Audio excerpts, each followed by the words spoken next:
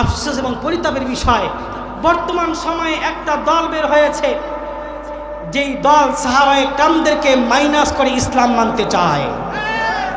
সেই দলের নাম হলো হিজবুত তাওহীদ। হিজবুত তাওহীদ আমাদের দেশের যুবকদেরকে তাদের সংগঠন নিয়ে যাচ্ছে, তার মানে আমাদের ঈমানকে চুরি করছে।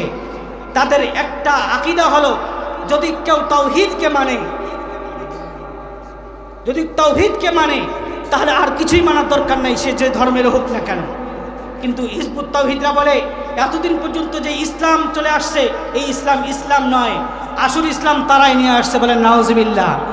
সাহাবায়ে কেরাম আল্লাহর নবীর কাছে থেকে রাজনীতি শিখেছে, সাহাবায়ে কেরাম আল্লাহর নবীর কাছে থেকে তাদের সংসার চালানো শিখেছে, সাহাবায়ে কেরাম আল্লাহর নবীর পাশে থেকে তাদের জীবন চালানো শিখেছে। সেই সাহাবায়ে কেরামদেরকে বাদ দিয়ে ইসলাম হতে পারে?